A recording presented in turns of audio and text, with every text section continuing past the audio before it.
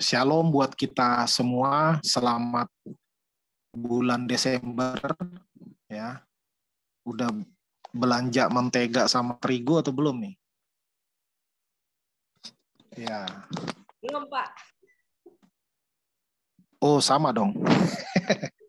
Saya nggak belanja, istri saya yang belanja terigu ya. Saya tukang ojeknya aja. Iya, kita membahas satu tema yang penting sekali ya, dan ini sangat cocok untuk semua kita.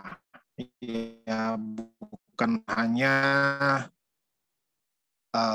bapak-bapak, ibu-ibu, tetapi untuk bapak-bapak dan kita semua ya, tentang teladan seorang wanita dalam hal kehidupan doa ya. Teladan doa seorang wanita, ini tema yang baik sekali ya untuk direnungkan bersama-sama. Kita akan membaca bagian firman Tuhan ya yang cukup panjang nih, dari 1 Samuel 1 ayat 1 sampai 20, dilanjutkan ayat 26 sampai 28 dan pasal 2 ayat 1, biar kita mengerti dengan lebih jelas konteksnya seperti apa. Saya akan bacakan dengan cepat untuk kita semua. Demikian firman Tuhan. Ada seorang laki-laki dari Ramataim Zofim dari pegunungan Efraim, namanya Elkana bin Yeroham bin Elihu bin Tofu bin Zuf, seorang Efraim. Orang ini mempunyai 2 istri, yang seorang bernama Hana dan yang lain bernama Penina. Penina mempunyai anak, tetapi Hana tidak. Orang itu dari tahun ke tahun pergi meninggalkan kotanya untuk sujud menyembah dan mempersembahkan korban kepada Tuhan semesta alam di Silo. Di sana yang menjadi imam Tuhan ialah kedua anak Eli, Hofni dan Pinehas. Pada hari Elkana mempersembahkan korban, diberikannya kepada Penina istrinya dan kepada semua anaknya yang laki-laki dan perempuan masing-masing sebagian. Meskipun ia mengasihi Hana, ia memberikan kepada Hana hanya 1 bagian sebab Tuhan telah menutup kandungannya. Tetapi madunya selalu menyakiti hatinya supaya ia gusar, karena Tuhan telah menutup kandungannya. Demikianlah terjadi dari tahun ke tahun. Setiap kali Hana pergi ke rumah Tuhan, Penina menyakiti hati Hana, sehingga ia menangis dan tidak mau makan. Lalu Elkana suaminya berkata kepadanya, "Hana, mengapa engkau menangis? Dan mengapa engkau tidak mau makan? Mengapa hatimu sedih? Bukankah aku lebih berharga bagimu daripada 10 anak laki-laki?"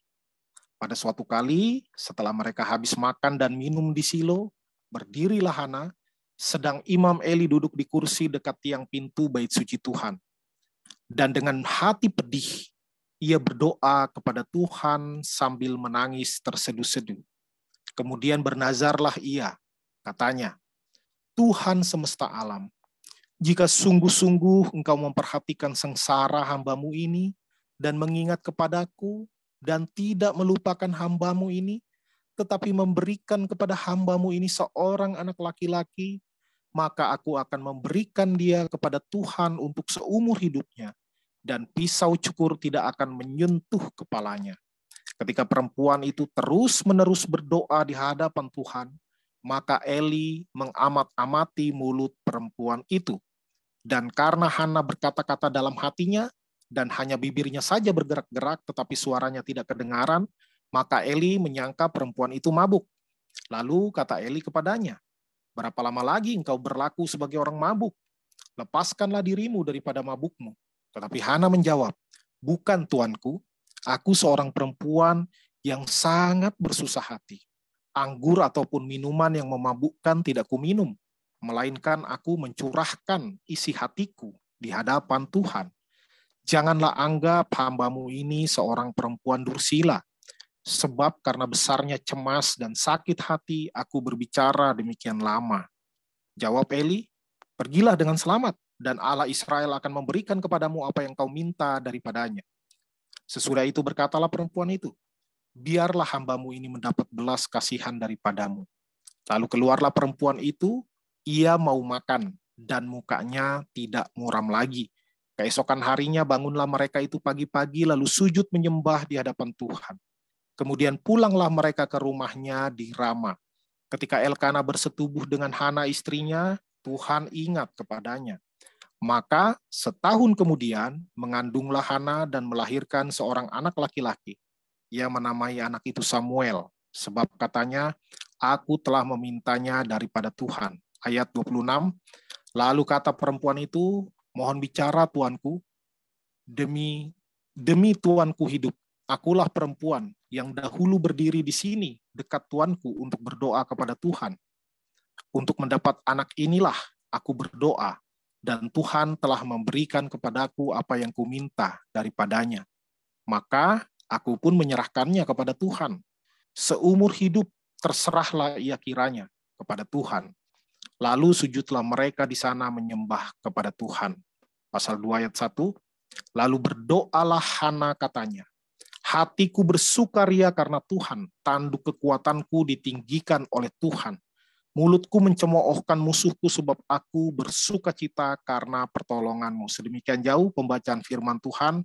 Berbahagialah kita yang membaca, merenungkan, dan melakukan firman Tuhan di dalam kehidupan kita hari lepas hari. Ibu-ibu yang dikasih Tuhan, fenomena umum kehidupan. Ya, kita tahu semua ada lagu kan. Tak pernah Tuhan janji. Ya, Tuhan tidak pernah janji bahwa hidup itu pasti aman. Ya, hidup tidak ada gelombang, tidak pernah Tuhan janji seperti itu. Tetapi Tuhan berjanji menyertai kita. Nah, itu pula yang dialami oleh setiap orang percaya, termasuk di dalamnya Hana.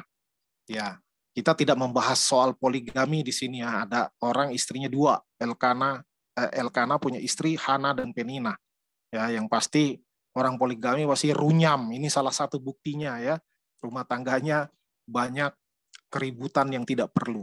Nah, case-nya adalah Penina punya anak. Penina ini istri muda. Hana ini istri pertama, ya, cinta mula-mulanya si Elkana. Dan karena pada zaman itu, bahkan sampai zaman sekarang juga ya, bahwa punya anak itu menyenangkan. Ya, hanya masalahnya, ya karena ini ada istri tua, ada istri muda. Si istri muda ini memandang rendah seniornya, ya, istri tua dipandang rendah. Karena apa? Karena dia mandul. Ya, mungkin, dan ini dilakukan selama bertahun-tahun.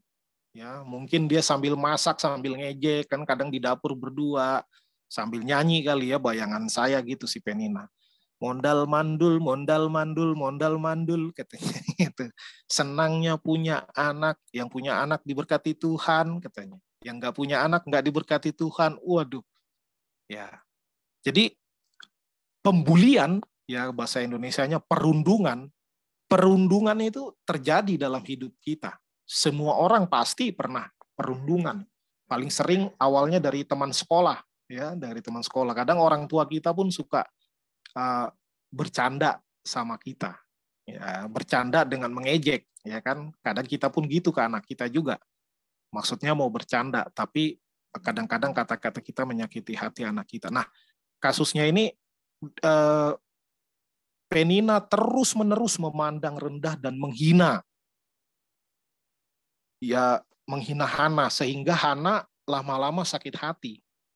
Ya, walaupun tentunya kata-kata bijak yang bisa kita pelajari dari sini, kita tidak dapat mengendalikan peristiwa yang terjadi dalam hidup kita. Ya, itu di luar kendali kita. Ya. Tetapi respon kita terhadap peristiwa itu bisa kita kendalikan. Ya. Ya, contohnya perlakuan orang terhadap kita nggak bisa atur. Apalagi orang itu bukan anak kita. Kalau anak kita bisa kita atur ya. Tapi kalau orang lain, pihak lain, apalagi itu misalnya atasan kita kah, atau orang yang tidak kita kenal, kita nggak bisa mengendalikan perilaku orang terhadap kita. Tetapi bagaimana kita meresponi perilaku orang lain, itu bisa kita kendalikan. Ya, apalagi kita orang-orang percaya. Nah, tentu respon yang paling ideal adalah respon yang paling ideal dan mulia, ya, yang dapat nilai 100 istilahnya, adalah walaupun dihina, tidak merasa terhina. Wah, ini juga dihina namun tidak merasa terhina. Dihina tapi tidak terhina. Ini nanti jadi tema khotbah hari Minggu nanti ya di GRI. Ya, dihina tapi tidak terhina. Itu yang paling mulianya gitu ya. Jadi walaupun orang ngomongin kita, memfitnah kita, mengejek, menghina, bahkan menganiaya kita, ya, kita seharusnya tidak baper, tidak terhina, tidak galau, tidak sakit hati, tidak pedih hati karena hinaan orang lain. Itu idealnya ya, tetapi realnya seringkali kita kesal ya. Kalau sekali mungkin masih bisa ya, orang Indonesia batasnya 3 kali ya. 1 kali kau sakiti hati ini, masih ku maafkan. 2 kali kau sakiti hati ini, juga aku maafkan. Tapi jangan kau coba ketiga kali. Dan seterusnya ya, ketahuan saya punya kasetnya dulu ya. Ya ibu-ibu mungkin tahu lah ya, kalau usia di atas 40 itu harusnya tahu lagu ini, saya aja tahu. Ini dilakukan bertahun-tahun, ya. Bertahun-tahun itu bukan cuma 3 kali, udah 30 kali 3 kali. Mungkin lama-lama Hana bilang, ya kalau sekali-sekali dia ngomong saya masih bisa terima. Ini terus-menerus bertahun-tahun diucapkan. Sabar ada batasnya. Ya, sakitnya tuh di sini. Lama-lama tembok kesabarannya runtuh juga. Ya. Dan akhirnya dia pedih hati. Dia sakit hati. Tetapi di sini, ya itu hal yang manusiawi ya. Kalau kita dihina terus lama-lama kita jengkel juga. Kan dibilang, semut jangankan diriku. Semut pun akan marah kalau sakit begini. Ya, ada lagu yang bilang begitu. Nah, tetapi yang poin pentingnya di sini adalah bagaimana Hana merespons kesusahan hatinya dengan tepat. Ngapain dia? Dia bukan curhat ke tetangga, ya, bukan update status di Facebook, di Instagram, IG story, ya kesel gitu, enggak, ya. Dia curhat kepada Tuhan melalui doa. Ini pilihan terbaik, ya. Ini pilihan terbaik. Tentu dari sananya wanita diciptakan perasaannya itu lebih peka, ya. Karena itu pada umumnya wanita lebih baper daripada laki-laki, ya. Lebih peka perasaannya itu tidak melulu negatif, positif juga. Makanya biasanya perempuan lebih peduli, lebih care, ya. Laki-laki lebih kaku, lebih cuek, seolah-olah tidak peduli kepada perasaan pasangannya atau perasaan orang lain. Tetapi wanita memang dibuat seperti itu. Nah, di sini tepat sekali responsnya. Jadi ketika hati galau, ketika hati susah, curhat atau mencurahkan isi hati, yang paling tepat itu kepada Tuhan. Melalui doa, ya. Melalui doa, curhat kepada Tuhan melalui doa. Di sini Hana berdoa di rumah Tuhan, ya, di mana Imam Eli dengar, ya. Tentu dia berdoa dengan apa? Dengan lama, ini doanya lama nih, sampai lama-lama diperhatikan oleh Imam Eli ya. Itu kok orang mulut komat kamit, nggak ada suaranya, mabok kali ini orang nih. Ya, maka ditegur dia sama Imam Eli, jangan kamu mabuk ya. Lepaslah dari mabukmu. Intinya kalau mabuk jangan di sini kamu, pergi aja dari sini. Ya, gitu. Lalu Hana memberikan penjelasan, dia tidak mabuk. Dia ngomong dan ngomongnya itu lama, dia curhat kepada Tuhan dan dia nggak teriak-teriak supaya orang tahu dia lagi dizolimi oleh Penina, tidak, ya. Dia berdoa dengan berbisik, ya. Ini pilihan terbaik. Kenapa itu pilihan terbaik?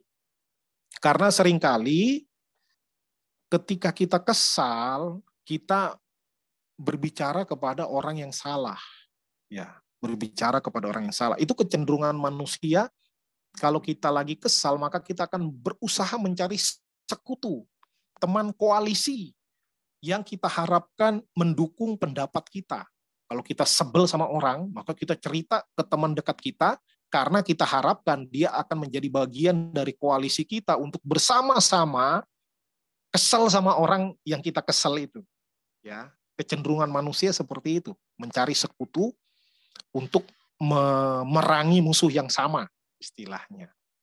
Nah, ada juga yang larinya cepat-cepat ke psikolog atau psikiater. Ya, itu tidak salah, tetapi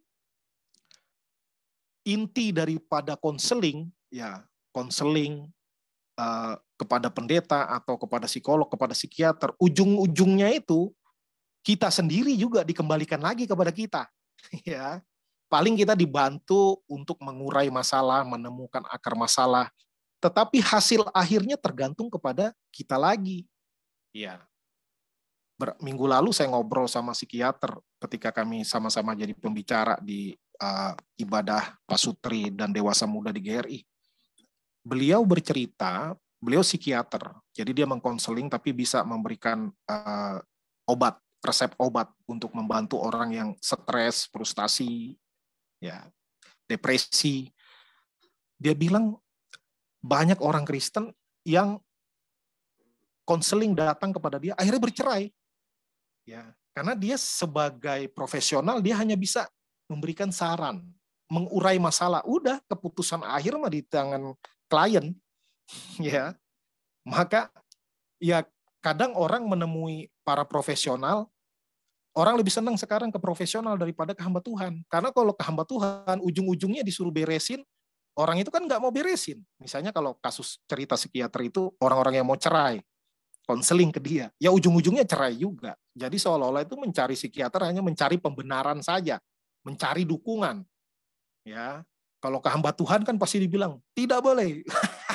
belum curhat sepenuhnya udah dipotong duluan sama pendeta. Enggak boleh, dosa itu disebutkan pun jangan. Misalnya, bertobat kau katanya langsung. Gampang aja ngomong ya. Padahal kita mau curhat dulu nih, mau curhat dulu. Nah, maka yang paling tepat memang kepada Tuhan.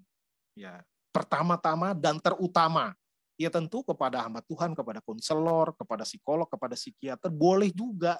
Tetapi nggak boleh nggak kepada Tuhan. Kepada Tuhan itu yang pertama dan utama. Dan seringkali ketika kita curhat kepada Tuhan, udah selesai. Udah selesai, tapi perlu kecerdasan intrapersonal. Kita harus punya kepekaan, keterbukaan, open-minded bahasa kerennya sekarang ya. Pikiran yang terbuka, hati yang terbuka, kalau memang salah akui di hadapan Tuhan. Ya, lalu berubah. Nah, ini pilihan yang paling tepat yang dilakukan oleh Hana. Nah, yang ingin saya bagikan dari kisah tentang Hana ini, bagaimana doa itu sangat banyak manfaatnya. Ya, doa yang dinaikkan dengan kesungguhan hati, dengan penyerahan diri kepada kedaulatan kehendak Allah itu besar kuasanya. Ya, di Yakobus 5 ayat 16. Doa orang benar jika dengan sungguh-sungguh didoakan sangat besar kuasanya. Tentu doa orang benar yang pertama, saya mau tambahkan dengan cara yang benar. Dengan motivasi yang benar. Ya, segala sesuatu ketika kita berdoa memohon kepada Tuhan, ingat, jawabannya itu di tangan Tuhan. Doa itu bukan mantra, kalau kata-katanya pas, kalau imannya kuat, maka Tuhan akan nurut sama kita. Ya, Tuhan, jadilah kehendak-Mu seperti yang ku mau. Wah, enggak, jadilah kehendak-Mu titik, enggak pakai koma. Ya. Maka kadangkala jawaban doa itu tidak. Ya. Kadangkala iya. Dan ada juga jawabannya tunggu. Ya, tunggu. Nah, Hana ini menunggu lama. Ya, menunggu lama. Dia mandul. Ya, dan dia berdoa dengan hati yang hancur, dengan tanpa harapan apa-apa selain hanya kepada Tuhan. Ya, dia berdoa menyerahkan beban hidupnya, rasa jengkelnya, rasa sakit hatinya kepada Tuhan. Dia tidak membalas dendam kepada Penina atau dia marahin Penina. Sini kau, aku tuh istri tua, kau istri muda, saya senior kamu. Ya, kalau di sekolah atau di militer, wah, nggak bisa itu junior membuli, menghina senior, habis dia. Ya, tapi Hana ini orang yang baik. Dia tidak membalas kejahatan Penina dengan kejahatan, nggak dia maki balik. Tapi dia curhatnya sama Tuhan. Ya, ini sikap yang baik sekali. Lalu doa memberi kelegaan. Di 1 Samuel 1 ayat 18 tadi kita baca bagaimana setelah dia berdoa, dia langsung lega, cus, bagaikan bisul yang udah ngebet, ya, udah matang bisul, ditusuk nanahnya keluar semua, pus, langsung lega, tuh nyut-nyutannya hilang, ya, nyut-nyutan di dalam hati dan pikirannya hilang. Itu memberikan kelegaan. Setelah dia curhat lama kepada Tuhan, dia mukanya sudah tidak murung lagi, tapi mukanya sudah air mukanya sudah ceria, lalu dia mau makan lagi. Ya, dia mau makan lagi. Bagaimana doa itu menjadi saluran aspirasi. Ya.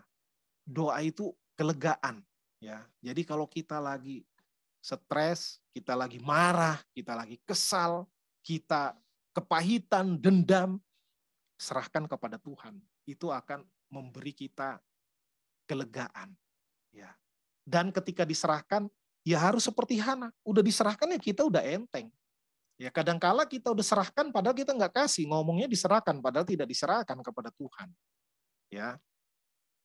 Ada kuli panggul membawa sayuran 1 karung, bawa kentang 1 karung. Dia perlu mengantar ke toko langganannya sejauh 1 kilometer.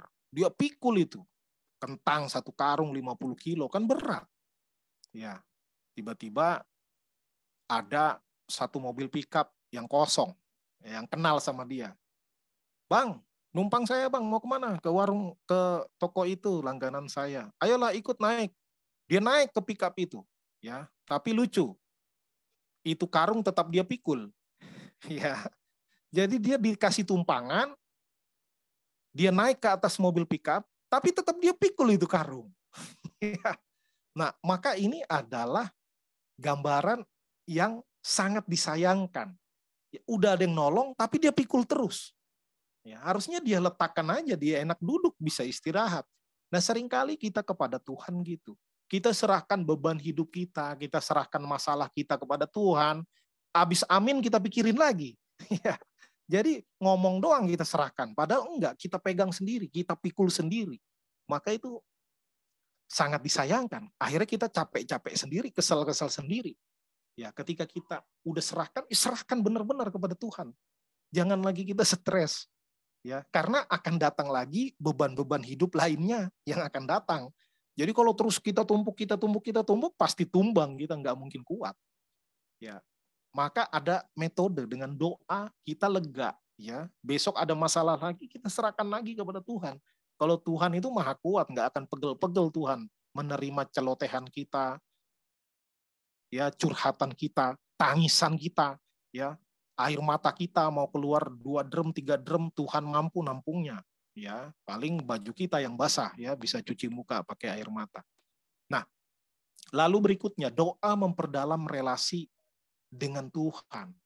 Nah, ya ini juga hal yang sangat penting. Doa itu penting sekali karena itu doa dibilang nafas hidup orang percaya.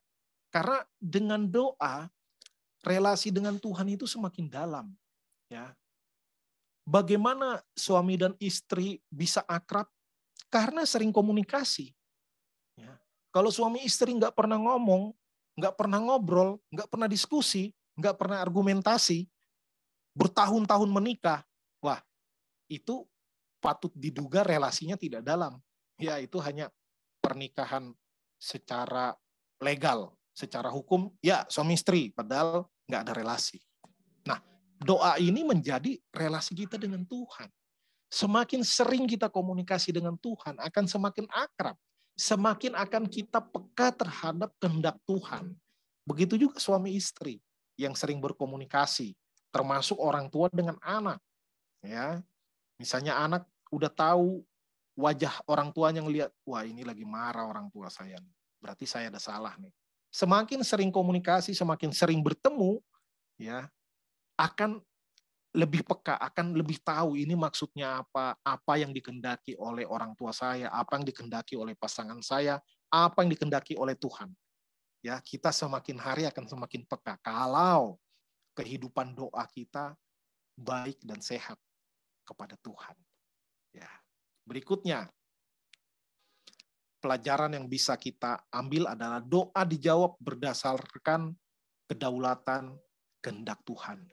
Ya, dalam kasus ini permohonan Hana dikabulkan oleh Tuhan. Ya, dia berdoa bertahun-tahun, akhirnya dikabulkan oleh Tuhan. Ya, dan dia sungguh bersyukur dan dia bernazar.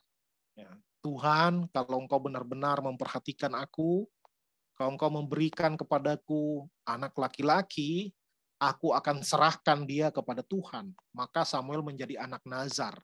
Maka dibilang pisau cukur tidak akan menyentuh kepalanya. Itu adalah prosedur, ya, atau SOP, standar operasi prosedur, atau ya SOP seorang anak hasil nazar, bahwa dia tidak boleh minum anggur yang memabukkan dan dia tidak boleh dicukur rambutnya. Itu peraturannya zaman dulu anak nazar.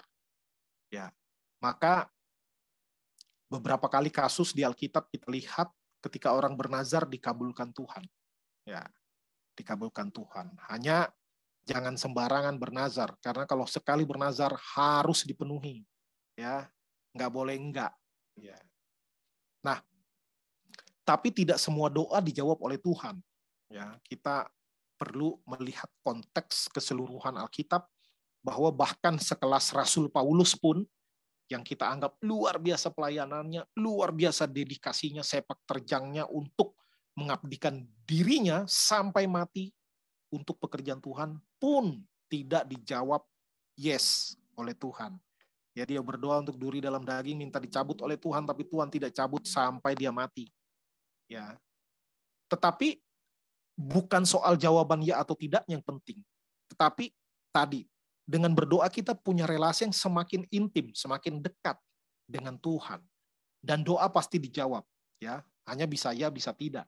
Maka kalaupun Tuhan jawab tidak kepada doa kita, maka itu pun ada maksud dan kehendak Tuhan. Itulah tugas kita untuk menemukan apa maksud dan kehendak Tuhan di balik jawaban tidak dari Tuhan itu. Ada maksudnya. Termasuk kalau dijawab iya, kita harus menemukan maksudnya apa. Ingat, segala sesuatu itu untuk kemuliaan Tuhan. Maka kalau doa kita dijawab Tuhan, itu harus memuliakan Tuhan respon kita. Kalaupun dijawab tidak oleh Tuhan, kita pun harus memuliakan Tuhan. Bukan baper, bukan kapok berdoa, trauma saya berdoa nggak dijawab-jawab sama Tuhan misalnya, atau dijawab tidak oleh Tuhan. Tidak demikian. Karena memang doa bukan mantra. Doa bisa dijawab, bisa tidak. Tapi kita harus tekun berdoa.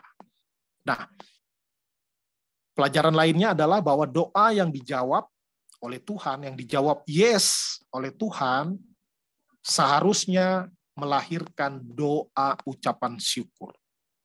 Ya, ketika akhirnya Hana diizinkan oleh Tuhan mengandung anak dan langsung dapat anak laki-laki, Hana langsung berdoa memuji Tuhan. Tadi kita baca ayatnya di pasal 2 ayat 1, itu satu perikop berbicara tentang doa puji-pujian Hana. Dikatakan, lalu berdoalah Hana. Katanya, waduh, doanya satu perikop. Pasal 2 ayat 1 sampai 11. Luar biasa. Dia ingat akan janjinya kepada Tuhan. Ya, dia memohon dengan doa, lalu dia menunggu jawaban Tuhan dengan doa, dan dia setelah dijawab, dia berdoa lagi. Maka doa itu menyertai seluruh proses kehidupan Hana. Ya, mulai dari dia sakit hati, dia berdoa. Dia memohon sesuatu, minta anak kepada Tuhan, dia berdoa. Menunggu dia sampai hamil dan melahirkan, dia berdoa. Dia melahirkan, dia berdoa bersyukur kepada Tuhan. Dan dia juga menunaikan janjinya ketika dia berdoa. Dia menunaikan nazarnya. Ya, kalau kita menantikan kelahiran anak pertama bertahun-tahun udah menikah nggak punya anak, maka anak pertama itu secara kejiwaan, secara psikologis kita akan sangat sayang, bahkan cenderung memanjakan anak kita. Karena itu pergumulannya, penantiannya panjang sekali. Ya. Tetapi ketika dia dapat anak Samuel, dia ingat Saya janji sama Tuhan akan saya serahkan. Maka setelah dia menyusui Samuel, setelah dia menyusui Samuel kecil, ini masih balita ini. Setelah disapih tidak menyusui lagi, dia ingat akan janjinya, dia antarkan, dia kembali menemui Imam Eli. Dia katakan, sayalah yang dulu berdoa komat kamit, yang Bapak tegur, Bapak kira mabuk. Ya, saya berdoa minta anak kepada Tuhan, kalau diberikan akan saya serahkan dia untuk melayani Tuhan, menjadi anak nazar seumur hidupnya. Luar biasa. Ya, luar biasa. Dan memang akhirnya apa? Kalau kita baca terus 1 Samuel pasal 2 di ayat 20, Imam Eli memberkati Samuel dan mamanya bilang, kiranya Tuhan memberikan pengganti kepada anak yang telah kau serahkan kepada Tuhan ini. Nah, kalau kita baca terus kitab Samuel ini, akhirnya Hana juga diberkati dengan 3 orang anak laki-laki dan 2 orang anak perempuan. Dari mandul anaknya langsung banyak. Ya, ketika dibuka kandungannya oleh Tuhan, bagi Tuhan tidak ada yang mustahil. Sebaliknya, Penina yang awalnya punya anak, ya, istri muda yang melecehkan istri tua itu tidak lagi disebutkan. Dia hanya di pasal 1 disebutkan. Habis itu hilang. Ya, entah akhirnya meninggal, entah akhirnya bagaimana, tidak ada lagi ceritanya. Hanya ada Samuel akhirnya juga punya adik-adik. Hana dikaruniakan 3 anak laki-laki, 2 anak perempuan. Luar biasa. Diganti Tuhan berlipat ganda. Dahsyat ya. Ini pembelajaran yang luar biasa. Itu karena apa? Dia terus mengucap syukur kepada Tuhan. Dan saya yakin walaupun dia nggak ada anak pengganti pun, dia tetap akan mengucap syukur. Karena dia udah bersyukur sekali. Tuhan berikan dia anak. Rupanya Tuhan mau tambah-tambahkan berkatnya dalam kehidupan Hana sampai luber-luber. Ya, sampai meluap-luap. Dikasih 3 anak laki-laki setelah Samuel dan 2 anak perempuan. Nah, saya ingin membagikan cerita satu teladan wanita yang berdoa. Tadi yang dari Alkitab. Sekarang yang dari sejarah gereja. Bagaimana di awal abad ke-5 ada seorang muda yang bandelnya minta ampun. Ya, namanya Agustinus. Ya, panggilannya Bang Agus kali ya. Bang Agus ini waktu muda bandelnya minta ampun. Ya, ini bandel nggak tanggung-tanggung, bukan kaleng-kaleng kata anak muda ya. Itu udah degil, lalu dia meninggalkan Tuhan, dia terjebak, terperangkap dan tenggelam di dalam filsafat-filsafat yang menentang Tuhan. Ya. Akhirnya dia pergi dari rumah dan hidupnya nggak karu-karuan. Dia juga tinggal bersama pacarnya, ya, kumpul kebo, ya, tapi nggak ada kebo di rumahnya yang dia kumpul itu. Dia kumpul kebo, dia punya anak haram. Dia punya anak di luar nikah, namanya Deodatus. Mamanya terus-menerus mendoakan dia. Nama mamanya nih Ibu Monica. Ibu Monica memang juga menikah dengan pria yang tidak takut akan Tuhan. Ya, suaminya pun baru bertobat setelah mau meninggal. Nah, ibu ini terus tekun berdoa. Seolah-olah doanya tidak dijawab. Bertahun-tahun. Anaknya bandelnya luar biasa. Agustinus ini. Dia cerdas, tapi dia bandel. Ya. Akhirnya dia merantau dari Afrika Utara, dia pergi ke Italia. Dia pergi ke Italia, mamanya ikutin dia. Akhirnya dia berkenalan dengan satu uskup di sana, seorang uskup Ambrosius kalau saya tidak salah ingat namanya. Dan singkat cerita, setelah 17 tahun didoakan, anaknya bertobat. Ya, anaknya bertobat. Akhirnya ketika bertobat, dia benar-benar terjadi perubahan yang radikal di dalam kehidupannya. Dan akhirnya Agustinus menjadi salah seorang bapak gereja. Menjadi teolog Kristen yang sangat dihormati. Ya, sampai 1000 tahun setelahnya, tidak ada teolog yang lebih besar daripada Agustinus. Sampai sekarang tulisannya tetap dikutip. Doktrin, ajaran teologi yang diajarkan masih dikutip sampai sekarang. Kalau ibu-ibu pernah dengar istilah posse peccare, posse non peccare, itu istilah yang dibuat oleh Agustinus ini. Bapak gereja dari Hippo, ya, dari Afrika Utara. Itu kita yakini hasil doa seorang ibu, wanita yang berdoa dengan konsisten, persisten, ya, kan ada juga ayat yang mengatakan, kalau engkau berdoa, yakinlah bahwa engkau sudah menerimanya. Ya. Itu bukan mengatur Tuhan, tapi itu cara berdoa. Ketika kita yakin udah diterima, kita tenang, ya, tidak lagi stres, tidak lagi galau, serahkan kepada Tuhan. Ya. Maka ketekunan ini yang penting. Ya, kadang kita berdoa baru 3 kali nggak dijawab Tuhan, udah males ya. Tuhan kagak jawab. Udah dah, terserah Tuhan. Mau jawab, mau enggak, bodo amat. Kesabaran kita semakin kesini, ya semakin dunia modern yang serba instan, semakin sulit untuk tekun di dalam doa.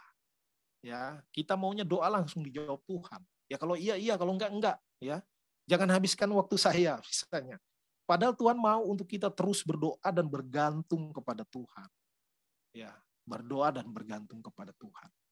Jadi kita belajar dari Ibu Monica bagaimana kekuatan doa yang didoakan dengan sungguh-sungguh walaupun hasilnya tidak kelihatan, doakan terus sampai itu dijawab Tuhan. Ya kalau kita mendoakan anak, selama anak kita masih hidup, kita harus doakan terus. Jangan nyerah kita. Udah 5 tahun saya doain gak tobat-tobat. Udah capek saya. Mau tobat lah. Mau masuk neraka lah. Ya, jangan begitu ya. Ya. Itu ketekunan Ibu Monica luar biasa. Dan saya juga mendapat teladan yang baik dalam hal ini. Mama saya. Mama saya. Dia orang yang tekun berdoa. Waktu saya sekolah dulu, beberapa kali saya bangun nggak sengaja. Ya, subuh-subuh, mama saya bangun subuh dari dulu. Saya dengar dia nggak tahu saya bangun. Ya, saya jalan pelan. Saya dengar dia lagi berdoa di meja makan, bukan lagi makan ya, doa di meja makan. Dia berdoa dengan kusyuk dan itu bukan sekali dan ya dia memang tiap hari. Tapi saya ngelihatnya cuma beberapa kali karena saya nggak bangun subuh. Ya kadang bangun dibangunin, kamu mau sekolah nggak gitu ya. Tapi satu kali saya dengar. Ya, saya dengerin, apa sih yang didoain mamanya? Kagak bosan apa tiap hari gitu ya. Dia doakan satu-satu, suaminya, anaknya, dia nggak doa umum. Misalnya, Tuhan berkatilah kegiatan kami hari ini, keluarga kami gitu. Satu-satu didoain. Suaminya, anaknya yang nomor 1. Abang saya, lalu anak yang nomor 2. Lalu saya anak bungsu, anak ketiga. Anak yang nomor 3 didoain. Spesifik. Waduh. Saya bilang, makanya ketika saya sekolah minggu lalu mendengar lagu di doa ibuku namaku disebut, kadang saya terharu. Ya, karena itu saya punya penghormatan yang besar kepada mama saya. Ya, maka ketika saya pelayanan di Jakarta, mama tinggal di Jakarta, saya ajak langsung, ayo ikut saya mak, biar ada yang doain saya terus, ya nebeng. Nebeng didoain, wah ini kagak benar ini kalau begini ya. Ya, tapi teladan seorang wanita itu banyak sekali. Nah, nanti boleh ibu yang mau sharing tentang kehidupan doa dan bagaimana doa dijawab Tuhan, boleh sharing setelah ini ya. Ya. Jangan cuma nanya doang, sharing itu lebih bagus lagi. Ya, karena kebanyakan wanita lebih tekun berdoa daripada laki-laki. Ya, karena laki-laki rasional, dia cenderung mengandalkan pikirannya daripada curhat kepada Tuhan. Kalau curhat kepada Tuhan kayak, cowok masa curhat-curhat sama Tuhan, malulah saya kepada Tuhan. Ya padahal kita nggak curhat pun Tuhan tahu masalah kita. Kita curhat pun Tuhan tahu. Ya, maka kalau curhat kita lega, nggak curhat mumet di otak ini. Nah, wanita kebanyakan itu lebih tekun berdoa. Maka teruslah menjadi teladan. Bukan soal supaya kita doanya banyak dijawab Tuhan. Untung besar kita kalau doa kita dijawab yes oleh Tuhan. Bukan soal itunya. Tapi juga terkait teladan. Ketika kita berdoa, ada kalanya orang melihat kita. Ya, orang melihat kita. Satu kali waktu saya masih mahasiswa, mission trip ke Kalimantan, di kota Sanggau, saya bertemu satu hamba Tuhan yang bagi saya luar biasa. Saya pikir dia udah meninggal waktu saya ke Kalimantan, ternyata dia masih hidup, sudah 75-an umurnya. Itu salah satu hamba Tuhan yang bagi saya cukup langka ya. Dia laki-laki, setiap hari dia datang ke gereja untuk berdoa, berlutut lagi. Waduh, waktu kami mahasiswa, saya pikir itu pencitraan ya. Pencitraan ini Pak Pendeta. Ternyata saya tanya jemaatnya, itu memang kebiasaan pendeta itu. Saya luar biasa ya. Tiap hari loh. Apa nggak kehabisan pokok doa itu? Ya, itu ungkapan spontan. Padahal kalau kita mau renungkan, nggak mungkin kita kehabisan pokok doa. Ketika kita mengucap syukur untuk kehidupan yang Tuhan tambahkan satu hari, itu aja udah ada pokok doa. Belum lagi permohonan kita. Banyak. Belum lagi orang titip pokok doa. Ada orang sakit lah. Ada orang lagi punya kebutuhan sesuatu, ingin usaha, ingin punya anak, ingin dapat jodoh, dan lain sebagainya, ingin disembuhkan penyakitnya. Banyak sekali pokok doa. Maka aneh kalau orang satu hari nggak berdoa sebenarnya. Ya, karena pokok doa itu selalu ada. Nggak pernah kering. Nggak pernah kekurangan pokok doa. Ya. Maka sebagai penerapan dalam hidup kita, marilah kita jadikan berbagai peristiwa dalam kehidupan sebagai pokok doa. Ya. Bukan hanya berdoa untuk kebutuhan kita, berdoa juga untuk ucapan syukur. Berdoakan juga untuk hal-hal lain yang dalam tanda kutip tidak memberikan keuntungan langsung kepada kita. Berdoa bagi pemberitaan Injil, ya. Secara langsung memang kita nggak dapat apa-apa, secara materi lah misalnya, atau secara popularitas. Tapi itu kan pokok doa. Ya, di doa pagi GRI hari Sabtu jam 5.30 itu selalu ada pokok doa untuk penginjilan. Ya, kita nggak kenal, nggak punya saudara dari suku-suku tertentu, ya, tapi kita doakan.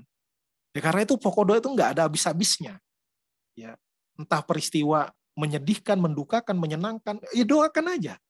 Ya, bukan soal lama-lamaan, misalnya, wah orang yang lebih rohani berdoanya 4 jam sehari, yang nggak gitu juga, kita sibuk juga kan. Tapi berdoalah secara rutin.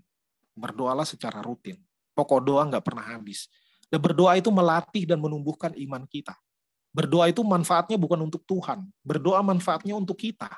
Berdoa bukan membuat Tuhan mendukung apa yang menjadi keinginan kita. Bukan. Tapi dengan berdoa itu kita yang dilatih. Iman kita yang ditumbuhkan. Kalau kita nggak berdoa, Tuhan nggak rugi. Kita yang rugi. Ya, siapa sih yang nggak mau akrab dengan Tuhan? Ya kalau orang cenderung, orang yang lebih akrab kan akan lebih diperhatikan. Kita aja sama orang lain, ya dengan rekan kerja kita atau dengan siapapun, yang lebih akrab, kita pasti akan lebih perhatikan. Itu udah otomatis. Ya, maka kita harus mendekatkan diri kepada Tuhan. Ya, dan doa itu untuk kita, melatih kita, iman kita yang ditumbuhkan, disiplin rohani kita yang ditingkatkan. Untuk kita itu bukan untuk Tuhan. Dan berdoa itu melegakan hati dan menyegarkan iman. Ya, berdoa bukan hanya untuk diri sendiri, tetapi untuk berbagai hal, untuk orang lain, untuk gereja kita, untuk keluarga besar kita, ya, untuk bangsa dan negara kita, untuk kemajuan pemberitaan Injil dan lain sebagainya. Dan yang terakhir, tetaplah berdoa. Ya, ini ayat paling pendek di Alkitab, 1 Tesalonika 5:17. Bunyinya tetaplah berdoa. Cuma 2 kata ya, ini ayat hafalan ya. Ayat hafalan. Ya, kalau nggak hafal kebangetan. Ya, tetaplah berdoa, hanya 2 kata saja. Tetaplah berdoa. Baik secara privat maupun korporat. Ini bahasa tinggi ini ya, bahasa akademis.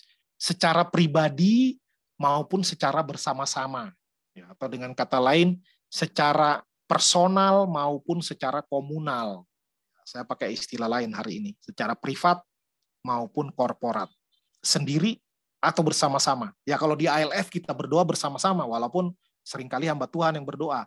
Tapi kan dengan bersama-sama, semua yang mendengarkan, yang ikut dalam ibadah juga turut mendoakan. Ya, hanya diwakilkan oleh hamba Tuhan. Nah, di dalam doa kita pribadi juga kita harus berdoa. Jangan hanya nebeng, tolong doakan, tolong doakan, tolong doakan. Kita juga harus berdoa sendiri. Karena itu relasi kita dengan Tuhan. Kalau kita titip doa terus ke orang itu yang makin akrab sama Tuhan. Kitanya enggak. Ya, kitanya enggak. Nah, maka kita jangan hanya berdoa secara kelompok, tetapi harus ada doa pribadi juga. Supaya kita ditumbuhkan.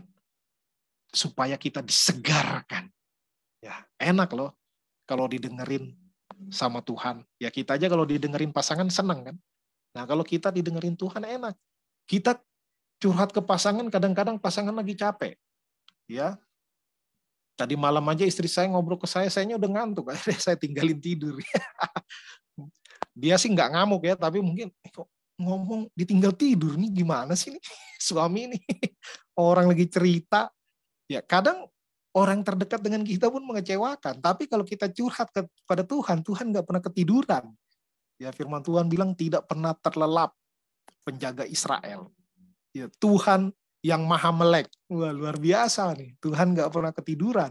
Tuhan selalu mendengarkan apapun yang menjadi curahan isi hati kita. Curhat kita, Tuhan pasti dengarkan. Dan kita yang lega, bukan Tuhan yang lega. Dan Tuhan nggak pernah capek-capek dengarkan kita. Malah Tuhan senang kalau kita terus datang kepada Dia setiap hari, bercerita, ya berkeluh kesah, memohon, meminta sesuatu, mengucap syukur. Tuhan senang.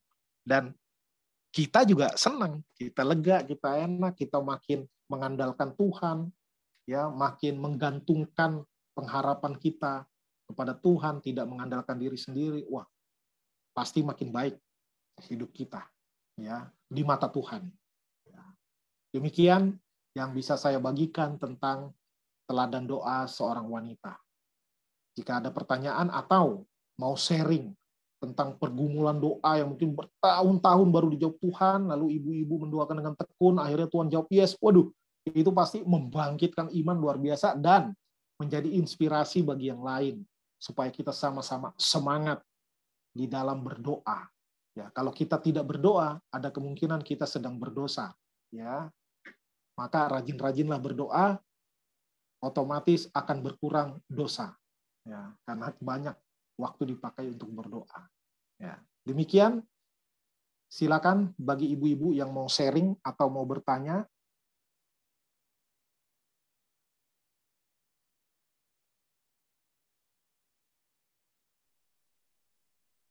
Oke, terima kasih Pak Pendeta Gelen. Silakan ibu-ibu. Di sini ada Ibu Nelly, ada Ibu Riama, ada Ibu Koma Coing, Kak Marle, Ibu Roma, Ibu Kayuli, Kak Sri, Ibu Meta. Silakan, kita boleh sharing satu dengan yang lain. Bisa juga cerita seperti apa pengalaman doa kita selama ini, supaya kita bisa saling menguatkan, saling menyemangati satu sama lain. Mungkin saat ini sudah mau. Iya, saya Ya, boleh silakan. nih nanya sebentar, suaranya hilang. Ini boleh nanya nih sama Pak Pendeta Galen. Doa itu kalau kita lihat dari ceritanya Hana tadi, akhirnya oleh karena ketekunannya dia berdoa, Tuhan menjawab doa dia gitu ya. Dan itu seringkali menjadi semangat buat orang-orang lain, bahwa buat kita semua orang-orang percaya bahwa kalau kita tekun berdoa, Tuhan akan jawab. Walaupun tadi Pak Galen sudah sempat sebutkan bisa juga Tuhan tidak jawab. Tapi saya pernah dengar pendapat bahwa sebenarnya kita berdoa, jawaban itu sudah ada, Tuhan sudah tetapkan gitu jawabannya apa, akan dijawab atau tidak. Kita sebagai orang percaya berdoa itu adalah bukan untuk mendapatkan keinginan kita, tapi untuk mengetahui jawaban yang sudah ada itu gitu. Jadi sebenarnya jawabannya sudah ada. Nah, kita tekun berdoa untuk mengerti kehendak Tuhan sebetulnya apa untuk kita. Kira-kira menurut Pak Gelen bagaimana gitu. Terima kasih Pak. Iya, pertanyaan yang baik sekali. Wah, ini teologis banget ini nih, ketahuan nih. Orang pernah belajar teologi. Iya, jadi memang ya kita percaya bahwa Tuhan itu punya kedaulatan. Ya, Tuhan punya master plan, Tuhan punya rencana di dalam setiap kehidupan kita. Ya, Tuhan itu udah punya rencana. Maka kalau kita berdoa seturut dengan rencana Tuhan, ya jawabannya pasti iya. Kalau kita berdoanya tidak sesuai dengan rencana Tuhan, jawabannya pasti tidak. Ya, hanya iya atau tidak pun kadang nunggu lama jawabannya. Nah, itu dia. Ya memang Tuhan udah punya rencana, dan rencana Tuhan tidak berubah karena doa kita. Ya. Rencana Tuhan tidak berubah karena doa kita. Karena logikanya begini, Kalau rencana Tuhan berubah-ubah menurut doa kita, menurut kekuatan iman kita yang mampu menggoncangkan sorga. Wah, ada yang berdoa begitu. Mari kita goncangkan sorga dengan doa yang penuh iman. Lah, siapa kita gitu loh. Kalau kita mampu mengubah kehendak Tuhan, bahkan sorga juga jadi gempa gara-gara kita, ya. Kalau sorga gempa, siapa mau ngasih bantuan? Ya, kalau di bumi masih banyak rakyatnya. Di sorga gempa, waduh, nggak mungkin. Itu bahasa yang berlebihan atau lebay, ya, tentang kekuatan iman. Ya, bahkan iman yang besar pun tidak bisa mengubah kehendak Tuhan. Ya, karena Tuhan maha berkehendak, Tuhan maha kuasa. Masa Tuhan kalah sama iman kita? Kalau Tuhan nurut, karena kita beriman, imannya besar sekali, Tuhan harus nurut apapun yang kita doakan, maka kita Tuhannya. Ya, Tuhan itu karyawan kita. Ya, karyawan yang asal mantranya tepat, maka dia pasti nurut lah. Kayak jin yang di dalam digosok-gosok itu teko ajaib, ya kan? Jin keluar, jin itu berkuasa sekali, tapi dia pasti nurut sama orang yang udah gosok-gosok teko itu. Ya, padahal dia lebih hebat daripada orang yang gosok-gosok teko, ya, teko ajaib. Ya, maka kekuasaannya itu berada di tangan orang, bukan di tangan jin itu. Ya, ini ilustrasi. Begitu juga kepada Tuhan. Mau kita doa, katanya kan doa dengan iman, lalu berdoa dalam namaku, kata Yesus. Maka kita klaim, dalam nama Yesus, dalam nama Yesus. Gitu. Nah, belum tentu juga berhasil. Ya, itu kan tergantung Tuhan. Tapi tentu ketika kita berdoa harus dengan penuh iman. Dan bahkan dikatakan, yakinlah bahwa engkau telah menerimanya. Itu semuanya tentang kita, bukan tentang Tuhan. Ya, kalau doa dijawab, iman kita semangat. Kalau doa tidak dijawab, iman kita juga jangan lemah, jangan lelah. Tapi poinnya adalah berdoa terus. Ya, karena itulah komunikasi dan relasi kita dengan Tuhan. Jadi saya setuju itu dengan pendapat bahwa Tuhan itu udah punya kehendak. Ya, bahkan hal-hal yang tidak kita doakan pun Tuhan jawab. Ya kan? Pernah nggak kita mau kedip mata kita berdoa dulu, Tuhan saya mau kedip, tolong bantu saya supaya saya bisa kedip. Nggak pernah kita doain kita kedip mata. Ya Tuhan tolong jantung saya biar jangan berhenti berdetak. Kalau jantung saya berhenti, mati dong saya. Enggak. Ya, ada banyak hal yang tidak kita doakan, tapi Tuhan tetap lakukan. Ya, maka itu tergantung Tuhan, bukan tergantung doa kita. Tapi alangkah kurang bersyukurnya kita kalau akan semuanya terserah Tuhan. Semuanya ada kehendak Tuhan. Nggak tergantung doa saya. Kalau gitu saya nggak usah berdoa. Nah, itu yang ngaco. Itu yang ngaco. Kita harus terus berdoa. Tadi untuk melatih iman kita. Untuk menumbuhkan kecintaan kita kepada Tuhan. Kalau kita diberikan sesuatu kan kita senang. Anak kita berikan sesuatu, anak kita senang. Kalau kita doa kita dijawab yes sama Tuhan, kita juga pasti senang. Ya, maka teruslah berdoa. Semakin banyak kita berdoa, semakin besar peluang doa kita dijawab yes oleh Tuhan. Ya enggak? Ini soal peluang nih. Orang yang berdoanya cuma 2 pokok doanya, dengan orang yang 1000 pokok doanya, yang 1000 mungkin yang 700 ditolak oleh Tuhan, 300 dijawab yes. Tapi kalau pokok doanya cuma 2, ya paling banter 2 yang dijawab yes, nggak bisa lebih. Ya kan? Orang pokok doanya cuma 2, maka semakin banyak kita berdoa, semakin banyak yang kita terima dari Tuhan seturut dengan pokok doa itu. Tentu semakin banyak juga yang ditolak, ya. Tapi kan semakin akrab kita jadinya sama Tuhan, ya. Karena Tuhan nggak bisa kita kelabui kayak anak pura-pura baik sama kita, disuruh biasanya melawan, tiba-tiba, Pak, saya bisa bantu apa? Ujung-ujungnya ada yang diminta nanti biasanya gitu ya. Kadang kita kepada Tuhan gitu juga. Wah, saya mau rajin ke gereja supaya kalau saya minta apa sama Tuhan, Tuhan kasih. Ya, itu sama kayak anak yang membujuk-bujuk. Ya, seperti itu. Jadi saya setuju bahwa Tuhan itu udah punya kehendak. Ya, tetapi dengan berdoa kita jadi semakin seru gitu loh dalam mengikuti Tuhan. Gitu. Kalau pokok doa yang dijawab setelah 17 tahun dengan pokok doa yang dijawab yes setelah 17 detik, kan yang nunggu 17 tahun itu pasti lebih wow gitu ya. Jadi cerita yang luar biasa itu. Ya, jadi cerita yang luar biasa yang menginspirasi orang dari generasi ke generasi seperti Ibu Monica tadi. 17 tahun nggak ada tanda-tanda anak bertobat, toh akhirnya dijawab juga. Itu menyemangati kita semua untuk berdoa. Ya, terima kasih pertanyaan dari Ibu Sri, luar biasa pertanyaannya. Makasih Pak Glenn. Oke, ada lagi ibu-ibu yang lain. Ibu Nelly sepertinya. Silakan Bu Nelly.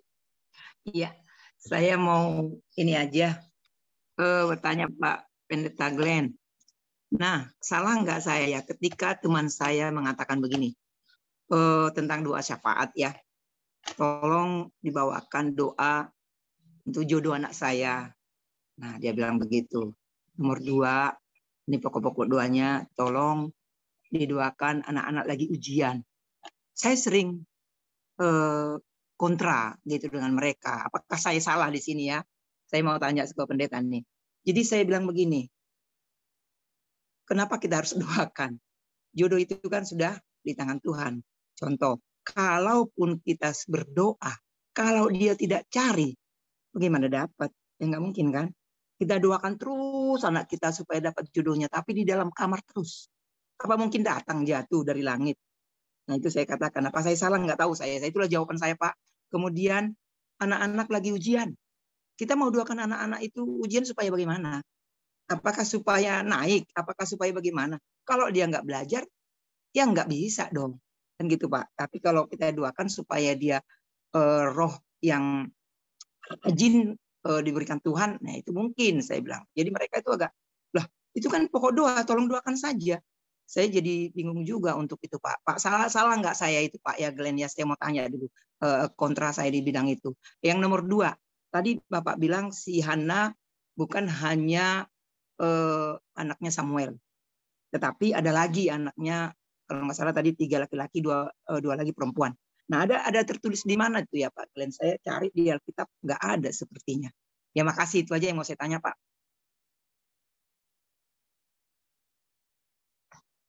Ya, baik, terima kasih. Ini ada kaitannya dengan pertanyaan dari Ibu Sri tadi, bahwa Tuhan itu sudah punya kehendak dan rencana di dalam kehidupan kita. Dan doa kita tidak mengubah rencana Tuhan. Ya, tidak mengubah rencana Tuhan. Tetapi dengan berdoa akan timbul keintiman. Ya, kita semakin akrab, kita semakin peka dengan kehendak Tuhan. Ya. Terkait dengan pokok doa tadi, ya, kalau orang minta kita doakan, bagi saya ini secara pastoral, ya, kalau orang minta doakan, ya kita doakan saja. Sebenarnya mirip misalnya orang sakit, lalu minta kita doakan, ya, misalnya sakit paru-paru, tahu-tahu karena merokok 3 bungkus sehari. Itu kan sebenarnya akibat dari kelakuan dia sendiri kan. Tetapi ketika orang itu minta doakan, nggak mungkin kita bilang, ya rasain, ya Tuhan rasain dia sakit, habis dia bandel selama ini, misalnya. Ya, secara pastoral, ini bukan soal kebenaran hakikinya, tapi ketika orang minta doakan, ya doakan saja. Ya doakan saja. Ya. Saya punya teman juga yang pemalu sekali, teman saya waktu SMA. Sampai sekarang belum menikah dan nggak pernah punya pacar. Mau saya kenalin pun kabur dia. Tapi dia mau didoakan jodoh, dia mau. Hanya ya memang dia perlu berubah. Nah, tapi ya kita doakan juga di satu sisi, pengen punya jodoh kita doakan. Dan orang itu juga kita doakan juga supaya membuka diri, lebih berusaha lagi. Ya, menjemput jodoh yang disediakan Tuhan, bahasanya gitu kan. Tadi Ibu nggak salah ya dalam hal kalau mau lulus ujian ya rajin belajar, tetapi sebagai orang Kristen kita juga perlu mohon pertolongan Tuhan. Ya, kalau tahu-tahu nanti kita pinter hari H ujian kita sakit kan kita nggak bisa ikut ujian juga, gitu kan? Maka tetap kita perlu berdoa, ya. Walaupun jangan bersembunyi di balik doa. Misalnya kadang orang, wah saya nggak sempat belajar. Ya, saya nggak sempat belajar, lalu saya berdoa, tiba-tiba saya lulus ujian nilai paling tinggi di kelas. Wah, itu bisa bahaya itu. Nanti kalau orang lain ngikutin, mungkin kebetulan dia jenius kan. Giliran orang ngikutin dia, wah nggak belajar ujian nilai paling tinggi di kelas.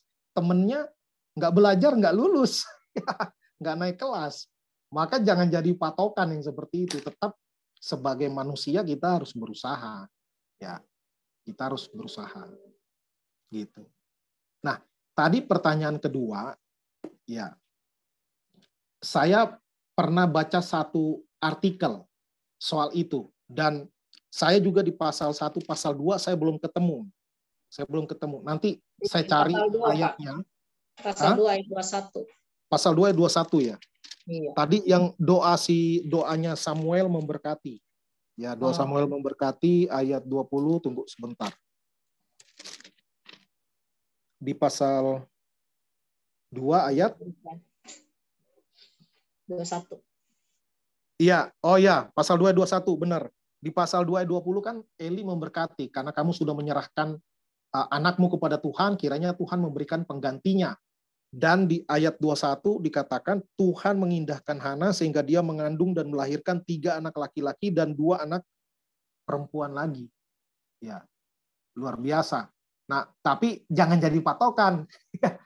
Seperti Hana, saya atau anak saya misalnya kita punya anak atau menantu belum hamil-hamil udah nikah 5 tahun. Masa saya klaim janji Tuhan kepada Hana. Wah, itu janji Tuhan kepada Hana belum tentu kepada kita, belum tentu kepada mantu kita. Ya kadang kan orang kayak gitu ya.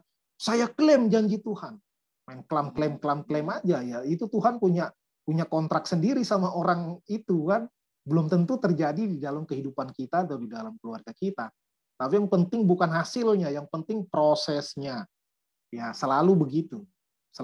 Yang penting prosesnya itu yang benar. Hasilnya nggak masalah. Tentu kalau hasilnya sesuai dengan apa yang kita harapkan, kita lebih senang. Ya, kita lebih senang. Gitu. Itu aja, Bu Nelly. Terima kasih. Terima kasih Pak Glenn. Terima kasih Bu Yimima. Saya lihat tadi Sama-sama, Bu Nelly. Oke.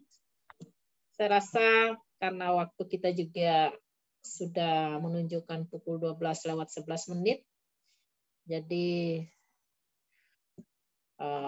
sharing kita akhiri sampai di sini ya. Saya minta Pendeta Gelen untuk pimpin kita dalam doa. Ya, ini sekalian doa syafaat ya? Belum. Oh, oke. Baik, mari kita berdoa untuk mengakhiri firman Tuhan ini.